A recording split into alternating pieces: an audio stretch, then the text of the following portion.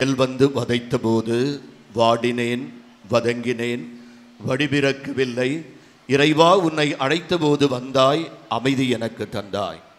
ஆண்டவர் இயேசு கிறிஸ்துவில் அன்பிற்கினிய கோடி அற்புதரான பதுவை நகர் புனித அந்தோனியாரின் பக்தர்களே, குவிந்திருக்கும் களிமண் தானாக குடமாக முடியாது, குயவன் அங்கே இருக்க வேண்டும்.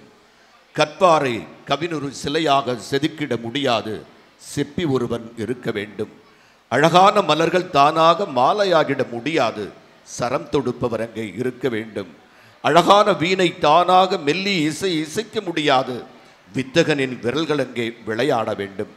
வித்தகனாக, சரம் தொடுப்பவராக, குயவனாக, சிற்பியாக இருக்கிறவர்தான் நம் இறைவன். அந்த இறையின் நம்பிக்கையோடு இறைவனை இறுக பற்றி கொண்ட பதுவை நகர் புனித அந்தோனியாரின் புண்ணிய பூமியை தொட்டிருக்கிற உங்கள் ஒவ்வொருவருக்கும் கடவுள் உங்கள் வாழ்க்கை வற்றாத நீரூற்றை போலவும் நீர்ப்பாய்ச்சலான தோட்டத்தை போலவும் இருப்பதாக என்ற இறைவாக்கினுடைய ஆசீர்வாத வாக்கை சொல்லி, கடவுள் நம்மை என்றென்றும் வழிநடத்துகிறார் என்ற வாக்கியத்திற்கு இணங்க ஒரு சில மணித்துளிகள் உங்களோடு இறைவார்த்தையை பகிர்ந்து கொள்ள உங்கள் முன்பு நான் நின்று கொண்டிருக்கிறேன். வழிகாட்டிகள் 5 வகை உண்டு. வழிகாட்டிகள் 5 வகை. 1, வழிகாட்டிகள் என்று சொல்வார்கள், அவர்களுக்கு வழி தெரியாது. 2வது, வழிகாட்டிகள் என்று சொல்வார்கள், அவர்களுக்கு வழி தெரியும், ஆனால் சொல்ல மாட்டார்கள். 3வது, வழிகாட்டிகள் என்று பெயர் இருந்தாலும் பணம் கொடுத்தால்தான் உங்களுக்கு வழி சொல்வார்கள். 4வது, வழிகாட்டிகள் என்று சொன்னாலும் அவர்கள் சிறிது நூதம்தான் உங்களோடு பயணிப்பார்கள். ஆனால் 5வது வழிகாட்டி எம்பெருமான் இயேசு கிறிஸ்து, இறையாட்சி பேர் இயக்கத்தின் தலைவராக இருக்கிற இயேசு கிறிஸ்து மட்டும்தான் உங்கள் உணர்வுகளோடும் உணர்வோடும் உண்மையோடும் உயிரோடும் பயணிக்கிறவர் நம் ஆண்டவர் இயேசு கிறிஸ்து தான். இந்த கொரோனா என்ற பெரும் தொற்று காலத்தில் கடந்த 2 ஆண்டுகளாக உங்களுக்கும் எனக்கும் கடவுள் உயிர் பிச்சை போட்டிருக்கிறாரே, இதைவிட சிறந்த வழிகாட்டுதல் உலகத்தில் இருக்க முடியுமா? கொத்து கொத்தாய் மாண்டு போன மாமனிதர்கள் மத்தியில் உங்களுக்கும் எனக்கும் உயிர் பிச்சை கொடுக்கிறாரே, இதைவிட பெரிய ஆசீர்வாதம் உங்களுக்கும் எனக்கும் இருக்கிறதா? இந்த ஆசீர்வாதத்தை ஷிமோகா என்ற இடத்திலிருந்து லீனா பிரசாந்த் என்கிறவர் பாடுவதை ஒரு சில மணித்துளிகள் அமைதியாக கேளுங்கள். எல்லாமே உந்தன் கிருபை அல்லாமல் வேறொன்றும் இல்லை. ஓ இயேசையா, நான் உயிருடன் வாழ்வதும் உம் கிருபை அல்லாமல் வேறொன்றும் இல்லை. ஓ இயேசையா, கிருபையே கிருபையே எல்லாமே உந்தன் கிருபையே. கிருபையே கிருபையே எல்லாமே உந்தன் கிருபையே. புனிதர்கள் என்பவர்கள் யார்?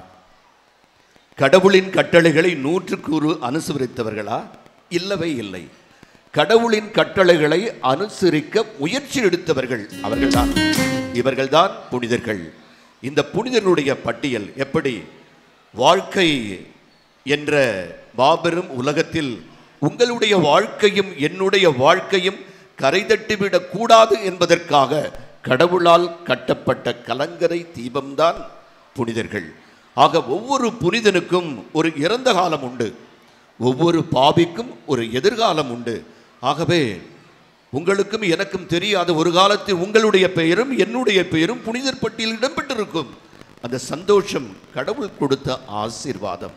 ஆக இந்த காலத்தில் மனிதன் மனிதனாக அல்ல, மாமனிதனாக வாழ வேண்டும் என்று அழைப்பு கொடுக்கிறார் ஆண்டவர் இயேசு கிறிஸ்து.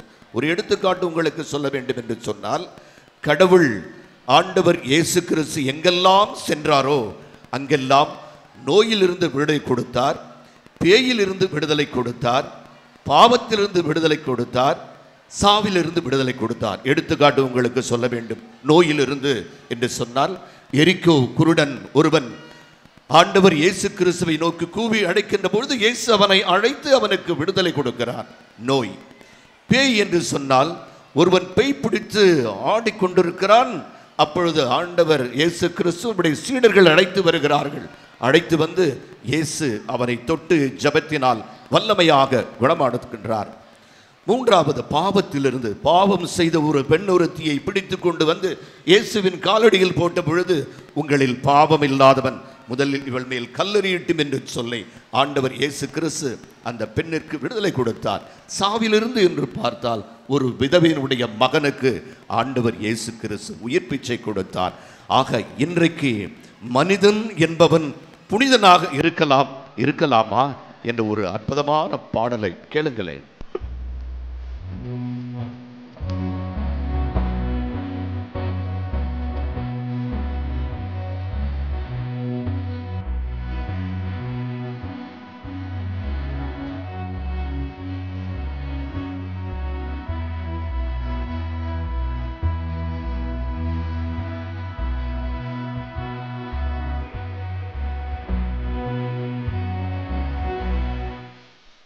ஒரு அற்புதமான ஒரு உண்மை நிகழ்வை, கட்டுக்கதை அல்ல, முட்டுக்கதை அல்ல, பழைய கதை அல்ல, பாட்டு கதையும் அல்ல, ஒரு உண்மை நிகழ்வை உங்களோடு பகிர்ந்து கொள்ள நான் விருப்பப்படுகிறேன்.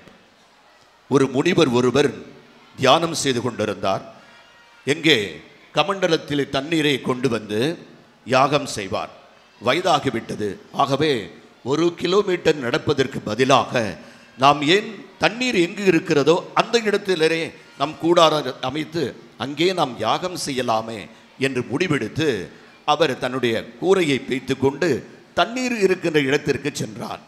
அப்பொழுது மேலே இருந்து ஒரு குரல் கேட்டது. 1 2 3. என்னன்னு பார்த்தா அங்கே ஒரு தேவதூதன் எண்ணிக்கொண்டிருக்கிறான். உடனே இந்த சன்னியாசியை கேட்குற, ஏப்பா நீ என்னப்பா செய்துட்டு இருக்கிற அப்படின்னு. ஐயா முனிவரே, என்ன தெரியுமா செய்து கொண்டிருக்கிறேன், கடவுளை சந்திப்பதற்கு எத்தனை அடி நீ எடுத்து வைக்கிறாயோ அத்தனை அடிகளுக்கும் உனக்கு சன்மானம் உண்டு. அதைத்தான் சொல்லுவார் ஆண்டவர் இயேசு கிறிஸ்து. இன்று என் பொருட்டு எல்லாவற்றையும் விட்டு வந்தவர்களை நான் எல்லாவற்றையும் கொடுப்பேன் என்று சொன்னாரே, அதற்கு காரணம் அந்த வார்த்தை தான். ஆகவே இந்த சன்னியாசி, ஐயோ இத்தனை வருட காலமாக நாம் இவ்வளவு தூரம் நடந்து வந்து யாகம் செய்தோம், ஆனால் இன்றைக்கு நாம் ஒரு முட்டாள்தனமான காரியத்தை செய்துவிட்டோமே என்று சொல்லி மறுபடியும் அவர் இந்த இடத்திற்கே சென்று யாகம் செய்ததாக ஒரு உண்மை நிகழ்வு. The prayer of the frog, ஒரு தவளையின் பாடல் என்ற புத்தகத்தில் டோனி டிமெல்லோ அவர்கள் அற்புதமான இந்த நிகழ்வை குறிப்பிடுகிறார். ஆக இன்றைக்கு உங்களுக்கும் எனக்கும் தேவை இறைவன். இறைவனை சந்திக்க நீங்கள் புனித அந்தோனியாரை இறுக பற்றி கொண்டு இந்த புண்ணிய பூமிக்கு வந்திருக்கிறார். ஆக எல்லாமே நமக்கு இயேசுதான் என்ற இந்த இறுதி பாடலை கேளுங்களேன். இல்லாம வாழ முடியாதையா, உங்க கிருபை இல்லாம வாழ தெரியாதையா, நீங்க இல்லாம வாழ முடியாதையா, உங்க கிருபை இல்லாம வாழ தெரியாதையா.